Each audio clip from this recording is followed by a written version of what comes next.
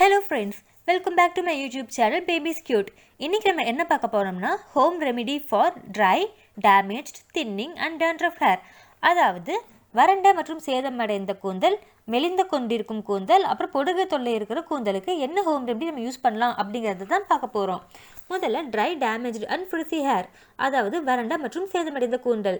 இந்த மாதிரி கூந்தலை வந்து சரி செய்யறதுக்கு நம்ம ஹீட் ஆயில் மெத்தட் தான் யூஸ் பண்ண போறோம். இதுக்கு நம்ம என்ன ஆயில் எடுத்துக்கிறோம் அப்படின்னு எடுத்துட்டீங்கன்னா தேங்காய் எண்ணெய் மற்றும் ஆலிவ் ஆயில். ஃபர்ஸ்ட் சமமான அளவு தேங்காய் எண்ணெய் மற்றும் ஆலிவ் ஆயிலை வந்து எடுத்துக்கணும். அதாவது 3 டேபிள் ஸ்பூன் தேங்காய் எண்ணெய் எடுத்துக்கிட்டிங்கன்னா 3 டேபிள் ஸ்பூன் ஆலிவ் ஆயிலை எடுத்துக்கணும். அப்புறம் அதை டபுள் பாயிலிங் மெத்தட் யூஸ் பண்ணி ஹீட் பண்ணணும். இந்த இளஞ்சூடான எண்ணெய் எடுத்து நம்ம ஸ்கேல்ப்லையும் முடியலையும் நல்லா தடவிக்கணும். அதுக்கப்புறம் ஒரு டவலை எடுத்து அதை மைக்ரோவேவ் அவனில் வச்சு 45 செகண்டுக்கு ஃப்ரீ ஹீட் பண்ணிக்கணும். அப்புறம் அந்த டவலை நம்ம தலையில் கட்டிக்கணும். 15 நிமிஷத்துக்கு அப்புறம் மறுபடியும் அந்த டவலை எடுத்து ப்ரீ ஹீட் பண்ணி மறுபடியும் நம்ம தலையில் கட்டிக்கணும். இந்த மாதிரி ஒரு 2 to 3 முறை நம்ம திரும்ப செய்யணும். அதுக்கப்புறம் நம்மளோட ரெகுலர் ஷாம்பு யூஸ் பண்ணி நம்ம ஷாம்பு மற்றும் கண்டிஷனர் யூஸ் பண்ணி நம்ம தலைக்கு வந்து குளிச்சுக்கலாம். ஸோ வாரத்துக்கு 2 முறை இதை வந்து செய்யறதால நம்மளுக்கு நல்ல ரிசல்ட் வந்து கிடைக்கும். செகண்ட் வந்து மெலிந்து கொண்டிருக்கும் கூந்தல், அதாவது தின்னிங் ஹேர். இதுக்கு நம்ம என்ன யூஸ் பண்ண போகிறோம்னா பாதாம் எண்ணெய். இதே மாதிரி தான் பாதாம் எண்ணெயும் நம்ம ப்ரீ ஹீட் பண்ணி அந்த இளம் சூடான எண்ணெயை எடுத்து நம்ம ஸ்கேல்பில் தேய்ச்சி அரை மணி நேரம் ஊற வச்சு அதுக்கப்புறம் ரெகுலர் ஷாம்பு யூஸ் பண்ணி நம்ம தலைக்கு வந்து குளிச்சுக்கணும்.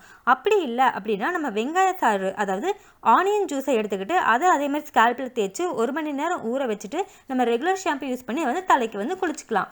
அப்படியும் இல்லை அப்படின்னா 1 கப் தேங்காய் எண்ணெயுடன் 10 to 12 drops of tea tree oil வந்து கலந்து அதை தலையில் தேய்ச்சி 1 மணி நேரம் ஊற வச்சுட்டு அதுக்கப்புறம் தலைக்கு குளிக்கிறதால இந்த பிரச்சனை வந்து நம்மளுக்கு சால்வ் ஆகுது.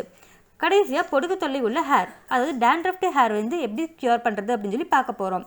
வேப்பிலை 1 கப் எடுத்துக்கணும், வெத்தலை 2, சின்ன வெங்காயம் 10, ஊற வச்ச வெந்தயம் 1 டேபிள் ஸ்பூன், பூண்டு 2 பல், மிளகு பொடி 1/4 டேபிள் ஸ்பூன், நல்லெண்ணெய் 50 ml, தேங்காய் எண்ணெய் 50 ml.